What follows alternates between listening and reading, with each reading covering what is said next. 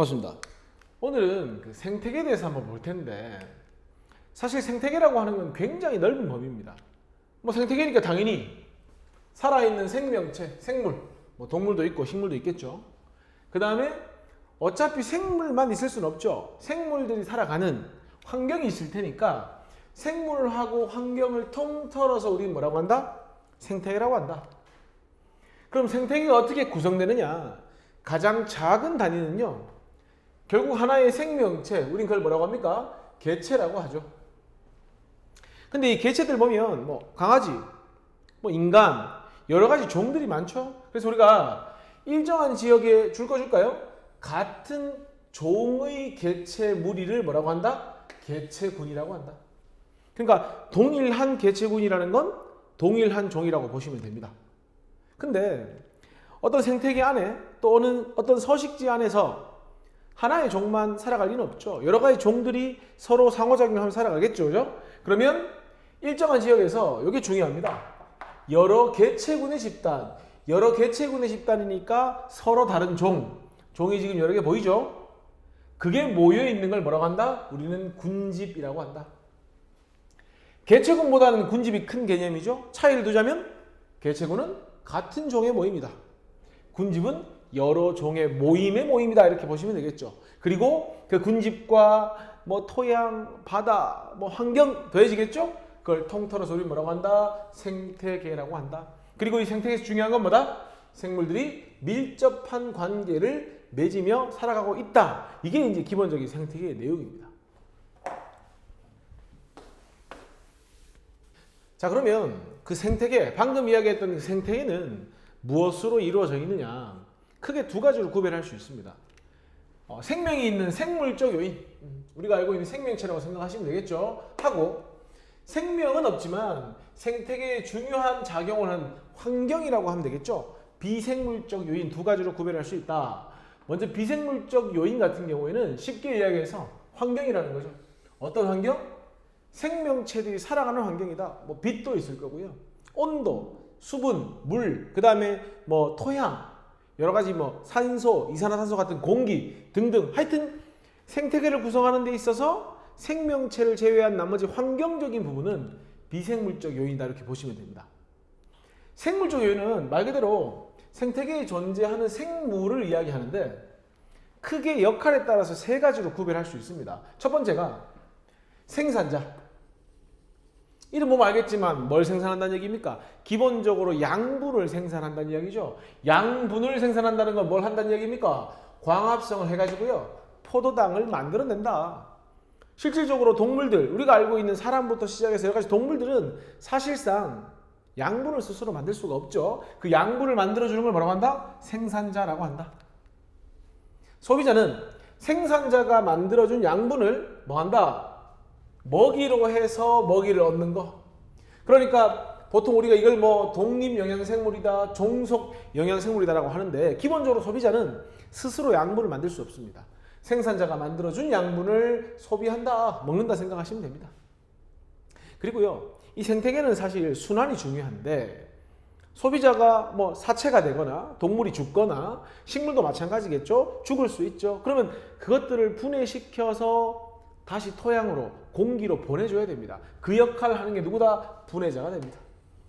보통 세균 같은 거, 곰팡이 같은 것들은요, 죽은 생물 또는 생물의 배설물을 뭐 한다? 분해해서 다시 자연으로 되돌려주고 자기 자신은 그 과정에서 양분을 얻는다 보시면 됩니다. 그래서 역할에 따라서 생물적 요인은 크게 세 가지, 생산자, 소비자, 분해자로 구분한다. 생산자는 뭘 생각하시면 됩니까? 식물. 보통 바다 생물의 1차 먹이를 만들어주는, 양분을 만들어주는 게 바로 식물 플랑크톤, 이런 게 생산자가 되고요. 이런 식물이나 식물 플랑크톤을 섭취하는 것들이 바로 소비자가 되겠죠. 좀 이따 하겠지만 소비자는 또 뭐 1차, 2차 이렇게 나눠지겠죠. 그 다음에 세균, 버섯, 곰팡이 종류들은 뭐 한다? 분해시켜주는 분해자로 구분하시면 된다는 겁니다. 자, 중요한 건 이 생태계를 구성하는 생물적 요인 또는 비생물적 요인, 또한 생물적 요인 안에서 생산자, 소비자, 분해자가 굉장히 밀접한 상호작용을 한다는 겁니다. 보통 우리가 비생물적 요인이 생물적 요인에게 영향을 주는 걸 작용이라고 표현하고요.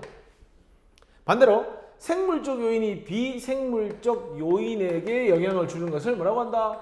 반작용이라고 한다. 뭐 용어가 중요한 건 아니고요. 어떤 예가 주어졌을 때 이게 어디에 해당하는지를 보시면 되죠. 먼저 1번 같은 경우에 숲에 빛이 잘 들었다. 이 빛은 뭡니까? 이 빛이라고 하는 것 자체가 비생물적 요인이죠. 그랬더니 토양의 양분이 풍부하면 식물이 잘 자란다. 식물이 잘 자란다라고 하는 것은 생물적 요인이 되는 거니까 바로 이것이 비생물적 요인이 생물적 요인에게 영향을 주는 예라고 보시면 되겠죠. 두 번째, 낙엽이 쌓인다? 낙엽 자체는 뭐 식물의 잎에 해당하는 거니까 이게 바로 생물적 요인 아닙니까? 그런데 낙엽이 쌓여가지고요 분해되면 토양이 비옥해진다. 토양이라고 하는 건 환경적 요인이니까 비생물적 요인이 되겠죠. 아까 말했던 반작용에 해당한다. 그리고요 개구리가 증가하니까 메뚜기 수가 감소한다. 개구리도 생물적 요인, 메뚜기도 생물적 요인이니까 이것은 생물적 요인 안에서 상호작용한다 보시면 됩니다. 물론 이거를 뭐 일일이 다 외울 수는 없습니다. 좀 이따 문제를 풀면서 문제에서 나오는 예들을 하나하나 정리해 나간다 이렇게 생각하시면 좋습니다. 자, 문제 한번 풀어봅시다. 같은 지역에 사는 여러 개체군이 무리를 지은다. 아까 개체군은 뭐였습니까? 동일한 종이 모인 거죠. 그런데 그런 개체군들이 무리를 지은다고 했으니까 뭐가 해당하는 겁니까? 이거는 1번은 군집에 해당하는 거죠. 군집. 2번 볼까요? 생태계에 대한 설명을 옳은 것을 골라라. 한 생태계는 하나의 군집 아니죠. 여러 군집과 환경이 다 모여 있는 거죠. 인간, 대표적인 생태계를 구성하는 생명체, 소비자에 속하겠죠. 굉장히 높은 상위 단계의 소비자가 될 텐데. 3번, 생태계는 식물, 동물에다가 여러 환경적 요인, 비생물적 요인을 추가시켜줘야 되죠. 틀렸습니다. 일정한 지역에 모여 사는, 줄까요? 같은 종이라고 했죠. 같은 종이면 군집이 아니죠. 같은 종이면 뭐에 해당합니까? 아까 1번에서 나왔던 개체군에 해당하는 거죠. 틀렸습니다. 생물과 환경이 서로 작용, 반작용, 굉장히 영향을 많이 주고받으면서 이룬 하나의 커다란 체계이다 해서 답 몇 번이다? 5번이 답이 되는 겁니다. 3번 한번 볼까요? 생태계를 구성하는 각 요소의 예를 들었다 이렇게 되어 있고 구별해보라는 거죠. 먼저 벼, 우리가 먹는 쌀이죠. 광합성에서 양분을 만들어주는 거죠. 그러니까 벼는 생산자. 하나하나 다시 따져봅시다. 뱀은 뭐 스스로 양분을 만들 수는 없으니까 소비자. 물은 환경적 요인이죠. 비생물적 요인. 빛 역시나 환경적 요인이니까 비생물적 요인. 세균은요, 곰팡이 같은 것처럼 뭐 합니까? 사체를 분해하거나 유해물질을 분해해주는 물질이고요. 참새는 소비자겠죠. 메뚜기도 소비자일 거고, 곰팡이는 분해자에 속하는 거죠.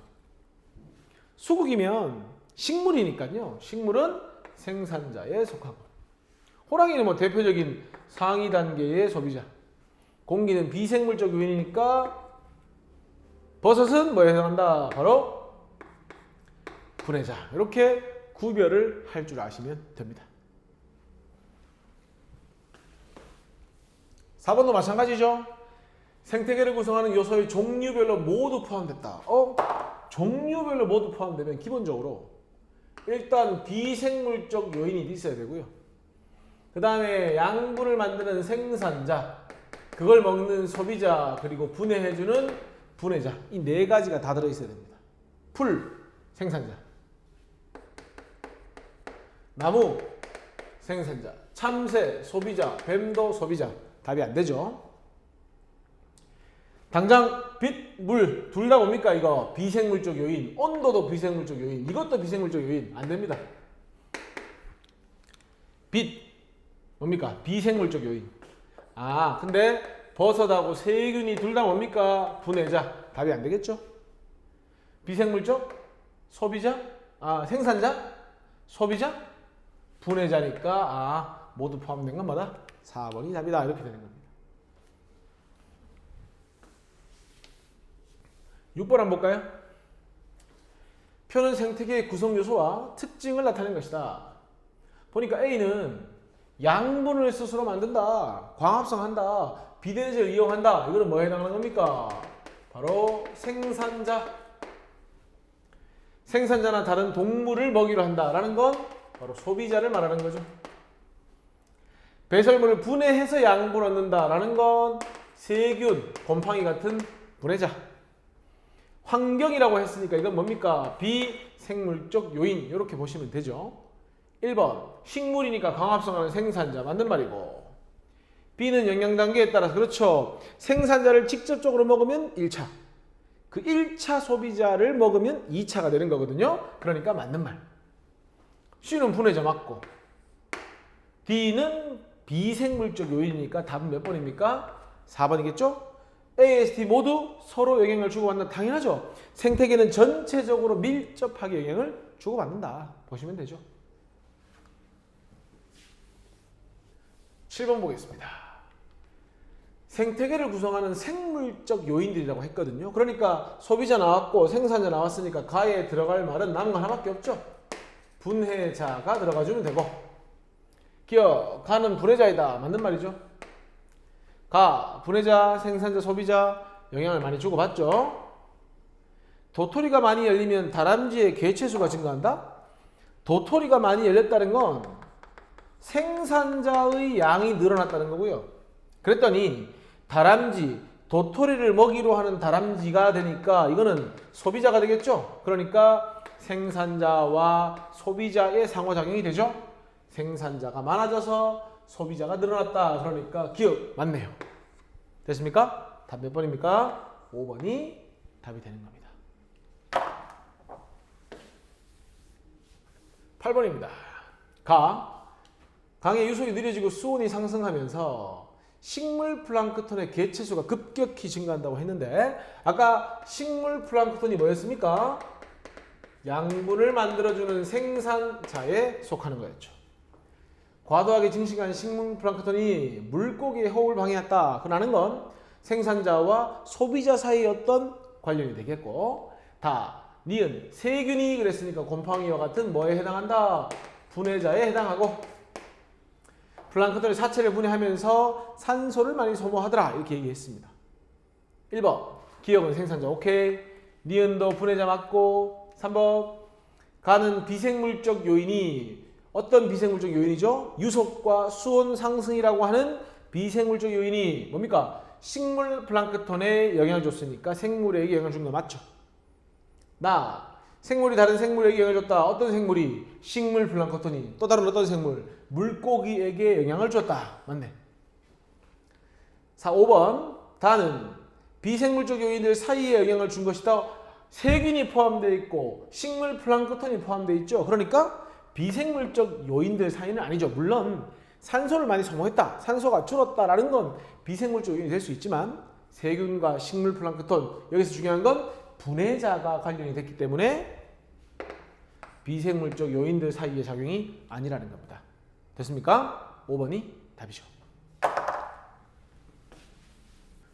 9번 한번 볼까요?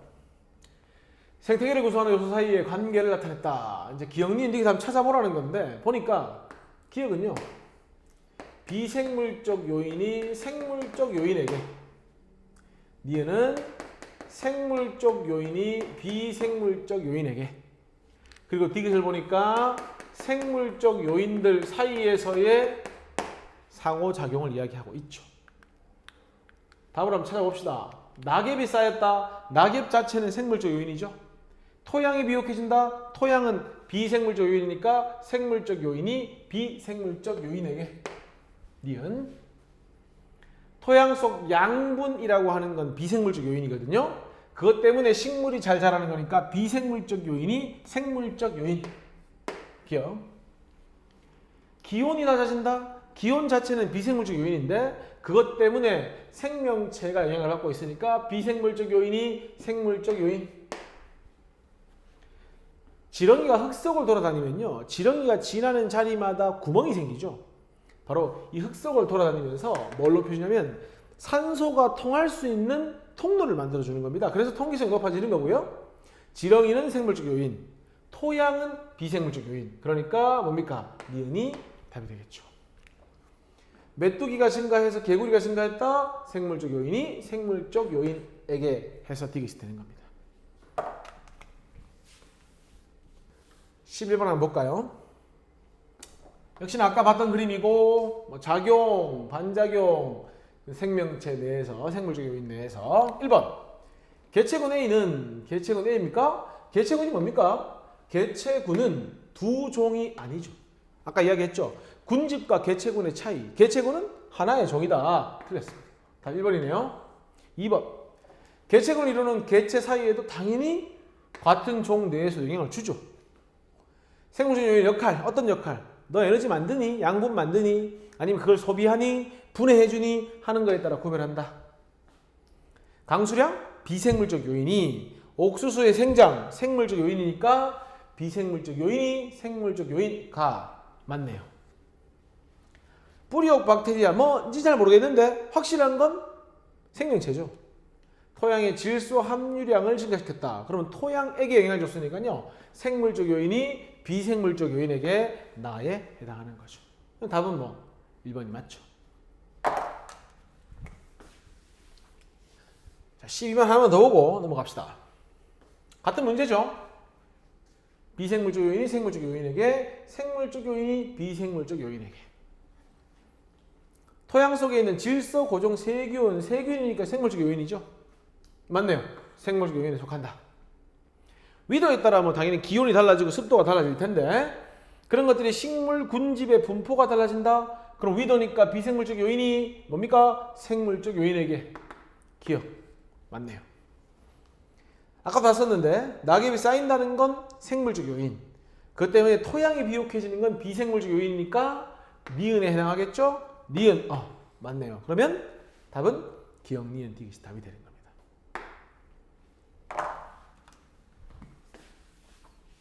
자, 이제 좀 더 디테일하게 이 생명체, 생물적 요인이게 되겠죠. 그것과 비생물적 요인, 쉽게 생각해서 환경이 어떤 영향을 주는지 그걸 좀 디테일하게 배워볼 텐데 뭐 빛도 있고 물, 수분도 있고 온도도 있고 여러 가지가 있는데 처음에 빛이 어떤 영향을 주는지를 보자. 빛도 사실 종류가 많습니다. 빛이 강하냐 약하냐 또 파장이 긴 빛이냐 짧은 빛이냐 등등 여러 가지가 있는데 처음 나오는 건 빛의 세기입니다. 그럼 이 빛의 세기는 뭐에 영향을 많이 주냐면 얼마나 광합성을 활발히 할 수 있느냐 없느냐에 영향을 주겠죠. 당연히 빛의 세기가 강하면요 광합성을 활발하게 하고 그 광합성을 하는 기관과 관련된 뭐 울타리 조직이니 잎에 있는 책상 조직이니 하는 그런 조직들이 발달하고 잎이 두껍게 나타나더라는 거죠. 마치 자연 선택에서 어떤 변이처럼. 그 다음에 빛의 세기가 약한 곳에서는 어떻습니까? 아무래도 광합성이 활발하지 못하겠죠? 잎도 좀 얇고 넓은 모양을 보여주더라는 겁니다. 보통 양지식물, 음지식물이라는 표현을 쓰는데 어쨌건 빛의 세기라는 환경에 따라서 식물의 잎이 두껍기도 하고 빛의 색이 약한 곳에서는 일반적으로 뭐 하더라? 잎이 얇고 넓더라는 겁니다. 사실 이거는 크게 안 보고 같은 식물체 내에서도 빛을 많이 받는 부분과 작게 받는 부분은 이러한 특성을 보이더라. 많이 받는 부분은 좀 어떻습니까? 강한 빛을 받으니까 잎이 두껍고 발달을 하겠죠. 약한 빛을 받으면 좀 넓게 분포하더라는 겁니다. 자, 그 다음에 빛의 파장인데요. 자, 파장은 우리가 흔히 좀 쉽게 접근하려면 색깔이라고 생각하셔도 됩니다. 보통 우리가 이제 볼 수 있는 파장대가 가시광선인데 빨간색은 조금 파장이 긴 쪽, 그 다음에 보라색 쪽으로 가면 파장이 좀 짧은 쪽에 속한다고 보시면 되고요. 파장이 길면요 조금 약합니다. 에너지도 작고. 그 다음에 파장이 짧은 쪽으로 가면 에너지가 좀 강하거든요. 이 빛의 파장에 따라서 뭐가 달라지냐면 이게 이제 물속입니다. 물속인데 보통 이 빨간색 빛에 해당하는 빛은 수심이 좀 얕은 곳까지만 도달을 한답니다. 적색광은. 그리고 아까 좀 파장이 짧고 그 다음에 에너지가 큰 청색광은 좀 수심이 깊은 곳까지 하겠다. 도달할 수 있겠다. 그럼 당연히 이러한 환경 안에서 수심이 얕은 곳에 사는 것들은 주로 뭘 이용한다? 바로 녹조류에 해당하는데 얘들은 주로 적색광을 이용해서 뭐 한다는 겁니까? 광합성을 한다고 보시면 되죠. 그러니까 적색광을 흡수해서 뭐 한다는 겁니까? 바로 광합성에 이용한다는 얘기입니다. 상대적으로 어떤 거 있죠? 파래나 청각 종류가 있다. 좀 기억을 할까요? 그 다음에 수심이 어중간하다라고 하면 주로 뭘 이용하더라? 황색광을 이용해서 뭐 하더라? 광합성을 하더라. 그리고 수심이 깊은 곳엔 주로 뭐가 분포하니까? 청색광이 분포하니까 수심이 깊은 곳에 있는 생명체들은 뭐더라? 청색광을 흡수해서 광합성이 이용하더라. 주로 홍조류라고 해주고 어떤 게 있다? 김과 우묵과 사리. 갈조류. 그러니까 수심이 어중간하죠. 중간쯤 되죠? 미역과 다시마가 있다. 요거를 좀 기억하시면 된다. 결국 뭐가 달라서 그렇다? 수심에 따라 도달하는 빛의 파장이 달라서 그렇다. 이렇게 보시면 됩니다. 자, 세 번째가 1조 시간입니다. 1조 시간이라는 건 밤낮의 길이라고 생각하시면 됩니다. 쉽게 말해서 햇빛을 받을 수 있는 시간이 길냐 아니면 짧냐에 따라서 뭐하더라? 꽃이 피는 시기가 달라지더라. 붓꽃, 시금치 이런 종류들, 상추 종류들은요 주로 1조 시간이 길어지는, 그러니까 이런 걸 우리 뭐라고 하냐면요 낮이 길 때 개화하는 거죠. 이거를 장일식물이라고 합니다. 용어가 중요한 건 아닙니다만은 주로 이제 봄이나 초여름에 꽃을 피운다고 보시면 되죠. 코스모스 같은 거 있죠? 이런 것들은요 낮이 짧은 거, 1조 시간이 짧다, 밤이 길다는 얘기죠. 이런 걸 우리가 보통 단일 식물이라고 하는데 어쨌건 낮이 짧을 때 주로 꽃을 피더라. 결국 1조 시간에 따라서도 다 다르더라는 겁니다. 어떤 꽃은 낮이 길 때, 어떤 꽃은 낮이 짧을 때 꽃을 피더라는 겁니다. 그리고 이 1조 시간이요, 이 동물의 경우에는 호르몬에도 영향을 줄 수가 있거든요. 그래서 동물에는 어디에 영향을 준다? 생식, 그러니까 번식 능력에도 밀접한 영향을 준다까지 정리가 되시면 됩니다. 문제 한번 풀어봅시다. 그림을 보니까 어떻습니까? 울타리 조직이 조금 상대적으로 약하고 좀 얇죠? 잎이 좀 확실히 두껍죠? 이게 바로 양지식물에 해당하는 거죠. 양지식물이라는 건 뭡니까? 강한 빛에 의해서 빛의 세기가 강할 때, 이거는 이제 음지식물에 해당하는 거고요. 음지식물은 빛의 세기가 약할 때. 그러니까 강한 빛에 적응한 잎을 골라라고 했으니까 답은 나가 되면 된다. 2번입니까? 똑같은 문제죠? 강할 때, 약할 때. 잎의 두께 차이는 그렇죠. 빛의 세기. 나는 가보다 울타리 조직이 더 발달한 게 아니고 가가 더 많이 발달을 했죠. 나는 가보다 광합성이 활발하다. 빛이 약할 때니까 강할 때가 더 활발하겠죠? 틀렸습니다. 답은 기역이 답이 된다. 바로 3번 한번 볼까요? 자, 비생물적 요인, 그러니까 환경이 되겠죠. 영향을 받아 나타나는 현상이다. 가을이 되어 밤의 길이가 길어지면, 낮이 짧아지면 국화꽃이 핀다. 이거는 뭐와 관계 있는 겁니까? 바로 1조 시간과 관련이 있는 거죠. 깊이에 따라 서시간의 해조류의 종류가 다르다라고 하는 건 뭐다? 요거는 도달하는 파장에 따른 거라고 보시면 되고, 강한 빛에 적응한 잎은 이건 뭡니까? 빛의 세기하고 관련이 있다 보시면 됩니다. 빛의 세기. 자, 기억 모두 그렇죠. 뭐 빛, 시간, 파장, 세기, 어쨌든 빛이죠.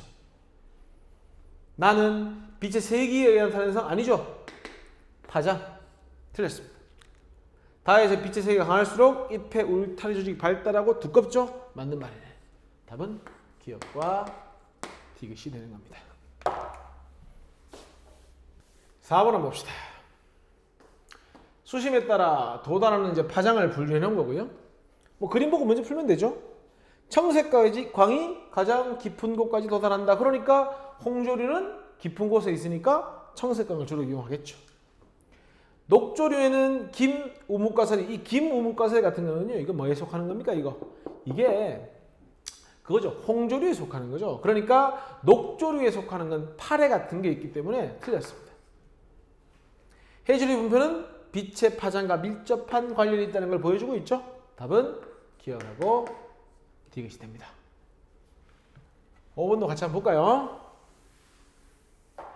자, 일조 시간에 따라서 개화 여부, 꽃이 피는 여부고요. 자, 붓꽃의 경우엔 빛이 많이 오랜 시간 받아야 개화를 하고 있죠. 이런 건 낮이 길 때, 이런 걸 이제 장일식물 뭐 있다고 했죠? 시금치 이런 거 있다고 했죠. 국화는요, 반대로 밤이 길 때 개화를 하죠. 이런 건 낮이 짧을 때 단일식물이라고 하고, 국화나 어떤 거 있습니까? 아까 봤었는데 코스모스 같은 거 있죠. 붓꽃은 밤의 길이가 짧고 낮의 길이가 길어야 된다. 맞네요. 국화와 같은 조건은 아까 방금 이야기했죠? 코스모스 맞고, 동밀의 경우에는 이 일조 시간이 호르몬에 영향을 주기 때문에 충분히 번식에 영향을 줍니다. 그래서 답은 기역, 니은, 디귿이 다 맞는 말입니다. 7번 한번 봅시다. 빛에 대한 식물의 적응 현상이다. 보니까 가는 일조 시간, 나는 빛의 세기, 강한 빛, 약한 빛. 보니까 붓꽃은 낮이 길 때, 여름, 초여름이나 봄이겠죠. 잘 피는 게. 국화는 코스모스처럼 언제 밤이 길 때, 가을이나 낮이 짧을 때 꽃이 잘 핀다. 자, 가는 일조 시간에 대한 적응 현상 맞고요. 가에서는 붓꽃은 어떻습니까? 낮이 길 때니까 주로 봄이나 초여름 맞죠? 국화는 밤이 길 때니까 가을에 꽃이 핀다? 맞는 말이죠. 나에서 A는 B보다 파장이 짧은 빛이라고 했는데 이 자체가 파장과 관련된 게 아니고 뭡니까? 빛의 세기와 관련됐기 때문에 파장과는 관련이 없다 해서 답은 3번이 됩니다. 자, 이제 그 온도하고 또 어떤 관련이 있나 한번 봅시다. 일단 기본적으로 우리 사람은 항상성이라고 해서 항상 체온이 36.5도 근처를 유지해야 되죠. 그런 걸 우리가 정온동물이라고 합니다. 주변 온도와 관계없이 항상 온도를 유지해야 되는 거. 포유류들은 주로 정온동물이 많죠. 근데 변온동물, 개구리나 양서류, 그 다음에 파충류 종류들은 주로 변온동물이 많습니다. 주위 환경에 따라 온도가 막 바뀝니다. 그래서 카멜레온이 온도가 높을 때와 낮을 때 막 열 방출과 흡수가 많아져서 색깔이 변하는 겁니다. 어쨌건 온도에 따라서 적응 현상이 다르다. 변온은 주변 온도에 맞춰서 체온이 변하고, 정온은 뭐 해야 한다? 일정하게 유지해야 한다. 그렇기 때문에 이 정온동물 같은 경우에는요, 외부 온도에 따라 몸의 형태나 여러 가지 기능이 조금 차이가 있습니다. 예를 들어서 지금 여우의 그림인데, 자, 북극여우는 지금 굉장히 기온이 낮은 곳에 살고 있으니까 어떻게든 밖으로 빠져나가는 열을 줄여야 됩니다. 그러니까 이 북극여우는 열 손실을 어떻게 해야 됩니까? 줄여야 될 거고요. 반대로 사막여우는 덥죠. 그러니까 어떻게든 열을 많이 방출을 해야 된다. 열 방출을 오히려 늘려야 된다. 그러려면 기본적으로 우리 몸에서 열이라고 하는 건 표면을 통해서 빠져나가거든요. 그러니까 북극여우는요, 열 손실을 줄이기 위해서 어떻게든 표면적을 줄이려고 한다. 반대로 사막여우는 어떻게든 열을 많이 밖으로 내보내야 되기 때문에 표면적을 어떻게든 늘리려고 한다. 그럼 어떻게 하면 표면적이 늘어나느냐? 바로 몸집이 작으면 작을수록 표면적이 넓어집니다. 그래서 우리가 음식을 시킬 때 자르죠. 왜? 표면적을 늘리기 위해서. 똑같은 겁니다. 표면적을 줄이는 방법은요, 반대겠죠. 어떻게든 몸집을 키우는 것이 상대적으로 부피당 체표면적을 줄일 수 있습니다. 그래서 주로 몸집이 좀 크고 둥글둥글합니다. 왜? 표면적을 줄여야 되기 때문에. 반대로 좀 뾰족뾰족하고 좀 작죠, 크기가. 왜? 표면적을 늘려야 하기 때문에.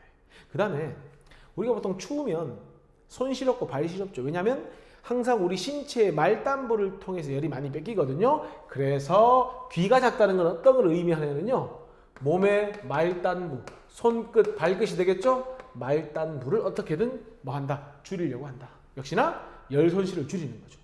반대로 이는 어떻습니까? 귀가 크다? 귀가 크다는 건 뭘 의미하냐면 몸의 말단부, 손끝, 발끝이 커서 뭐 한다? 열을 밖으로 많이 내보내겠다. 이렇게 접근하시면 됩니다. 뭐 하는 거죠, 지금? 온도에 따른 생물의 적응을 보는 거죠.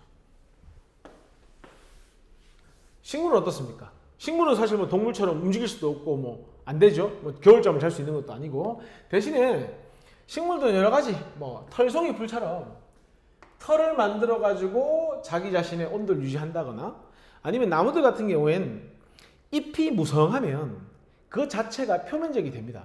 동물하고 똑같습니다. 낙엽수가 생긴다, 낙엽이 진다라는 건 잎을 떨어뜨리는 거거든요. 사실 잎을 떨어뜨린다는 것도 결국은 어떻게 보면 표면적을 줄여가지고 가지고 있는 열을 적게 방출하겠다는 의지입니다. 근데 상록수 같은 경우에 늘 잎이 푸르죠. 그런 경우에는 큐티클층처럼 코팅되어 있다 생각하시면 됩니다. 그래서 뭐하다? 자기 가지고 있는 열을 안 뺏기려고 한다. 이게 바로 식물의 온도 적응 현상이 되는 겁니다. 그 다음에 이제 물하고 생명체의 이제 어떤 적응 현상인데 일단 기본적으로 동물 경우에 수분이 좀 부족하다. 그러면 수분 증발을 방지해야 되겠죠. 그리고 수분이 손실되는 걸 막아주면 됩니다. 곤충들의 경우에는 뭐가 되어 있냐면 줄 하나 꺼줄까요? 키틴질이라고 해서 곤충이나 아니면 갑각류들 있죠. 이 키틴질층이 있고 또는 거기에 큐티클층이 있어서 수분이 몸 밖에서 빠져나가는 걸 막아주는 겁니다. 그리고 파충류는 뭐가 있죠? 비늘이 있을 거고. 그 다음에 이거 줄 꼭 좀 꺼주세요. 보통 조류나 파충류의 알이 단단한 껍데기로 쌓여 있는데 이것이 바로 뭘 막기 위한 거다? 수분 증발을 막기 위한 거다. 바로 알이 껍데기로 쌓여 있는 건 수분 증발을 막기 위함이다. 알아두시면 되고.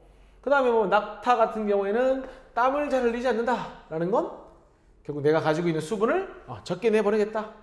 또는 포유류 같은 경우에는 농도가 진한 오줌이다. 농도가 진한 오줌은 오줌의 수분을 줄여서 내가 최대한 수분을 가지고 있겠다. 이런 의지로 보시면 됩니다. 식물은 또 어떻습니까? 식물은 사실 서식지가 다르죠. 우리가 잘 알고 있는 나무들은 육상에 살고 있고 이 육상에 사는 것들은 사실 물이 좀 부족합니다. 그래서 어떻게 하느냐?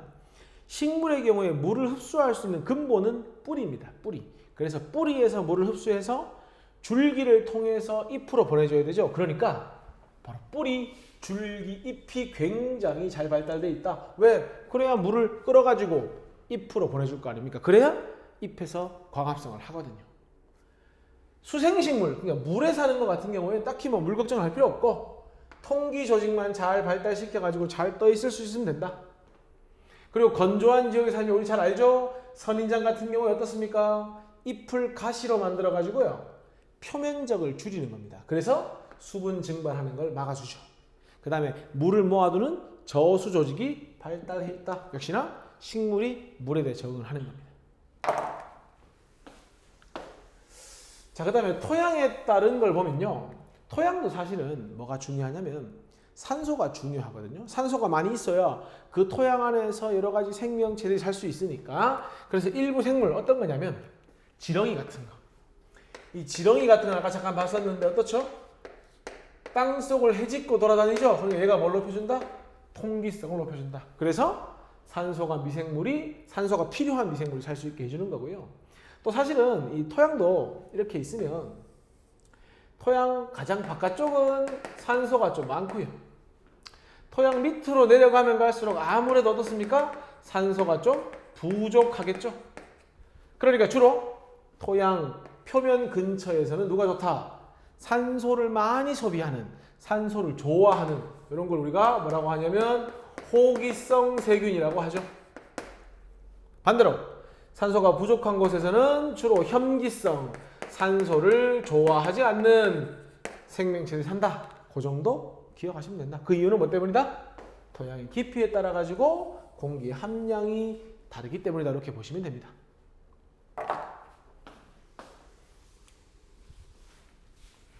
자, 마지막으로 공기하고도 관계가 있죠. 왜냐하면 공기에 있는 산소가 있어야 광합성을 할 수 있으니까.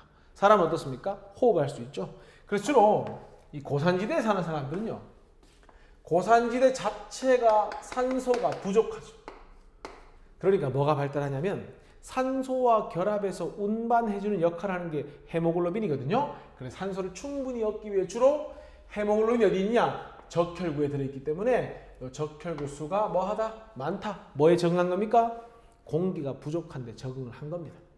나무는 자기 자신을 보호하는 살균 물질을 분비해서 주변 공기의 성분을 변화시켜준다. 이 정도.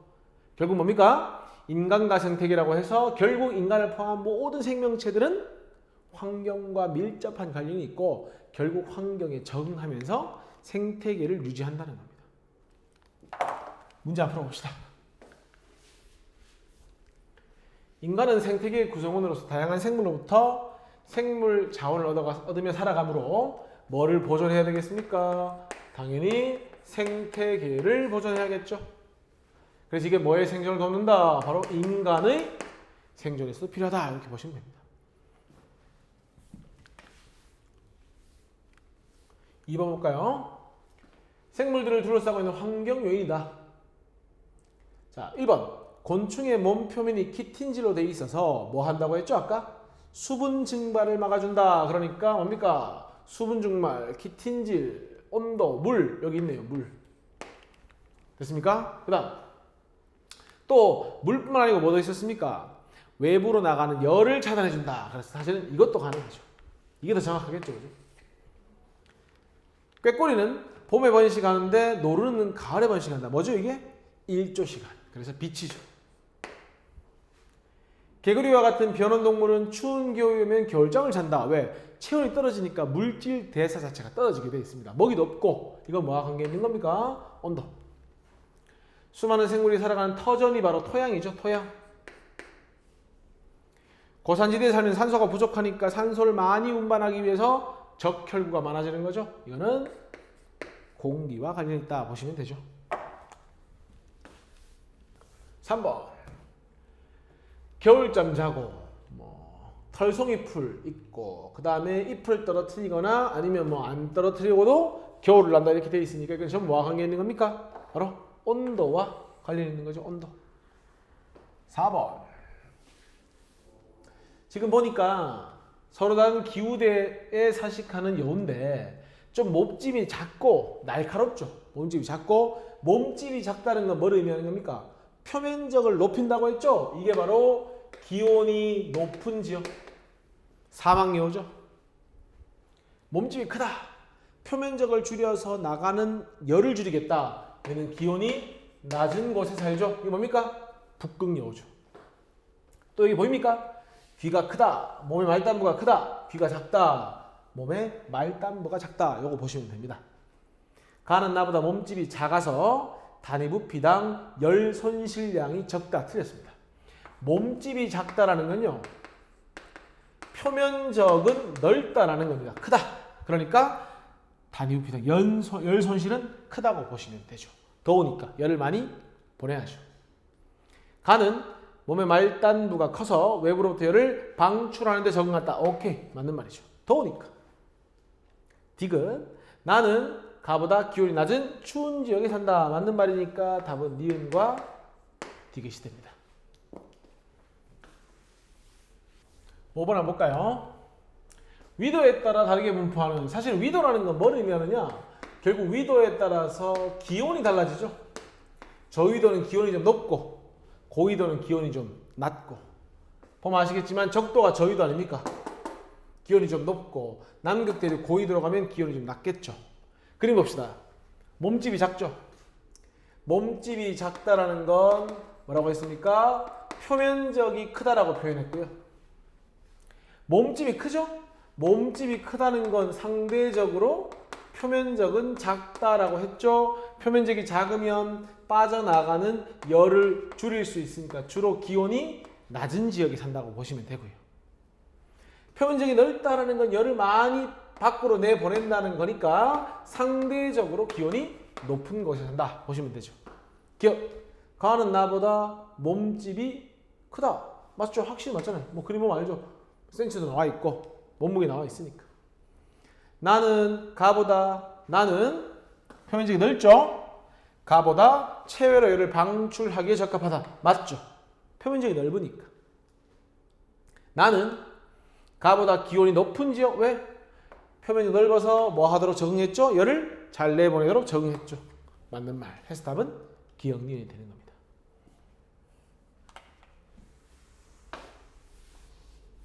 7번 보겠습니다. 툰드라에 사는 털송이풀 기온과 관계 있죠. 단풍이 드는 것도 기온과 관계가 있죠. 그러니까 이와 같은 환경 요인 기온을 말하는 거고 기온과 관련된 걸 찾아라. 겨울잠 오케이. 알 껍데기는 뭐라고 했죠? 아까 수분의 증발을 막아준다고 했으니까 수분, 물과 관련이 있는 거죠. 바다 깊이에 따른 해저류 분포는 빛의 파장과 관련이 있는 거고 위도에 따라서 온도가 달라지니까 여우의 몸집 귀의 크기는 기온 맞죠. 답은 기억과 리을이 되는 겁니다. 8번입니다. 물에 대한 생물의 적응 현상으로 옳지 않은 걸 골라봐라. 선인장은 잎이 가시로 변해서 수분 증발을 막는다. 맞고요. 건조한 지역에 사는 식물은 저수 조직, 물을 많이 모아둬야 되겠죠. 곤충은 몸편이 키틴지로 되어 있어 수분 증발을 막는다. 맞는 말이죠. 조류의 알은 단단한 껍질로 쌓여 있어서 수분 손실을 막는다. 맞죠. 물에 사는 식물은 굳이 물을 흡수하고 올려주고 할 필요 없기 때문에 육상 생물에 비해서 뿌리, 줄기, 잎이 발달되어 있지 않죠. 오히려 육상 식물이 발달되어 있죠. 답은 5번이 답이 되는 거죠. 5번. 됐죠? 9번. 가와 나중 물이 풍부한 환경에 서식하는 식물이다. 가를 볼까요? 뿌리가 잘 발달 안 했답니다. 아쉬운 게 없겠죠? 나는 저수 조직이 발달했다. 물이 부족하니까. 그러니까 물이 풍부한 환경은 누가 되는 겁니까? 가가 되는 거죠. 10번. 자, 토양은 수많은 생물들이 살아가는 데 터전을 제공하는 거 맞고요. 지렁이가 땅을 막 파고 돌아다니니까 통기성을 높여주는 거 맞죠? 토양 속 미생물들은 동물, 식물의 사체를 분해해서 물질이 잘 순환되도록 해주는 거죠. 분해자죠. 토양의 표면은 공기가 많이 포함되어 있어 호기성, 산소를 좋아하고 많이 사용하는 세균이 살기에 적합하죠. 나무는 자신을 보호하는 살균 물질을 분비해서 주변 토양의 성분을 변화시키는 게 아니죠. 뭡니까? 고쳐줍니다. 공기의 성분을 변화시키는 거죠. 그러니까 5번은 토양하고는 관계없다. 이렇게 되는 겁니다.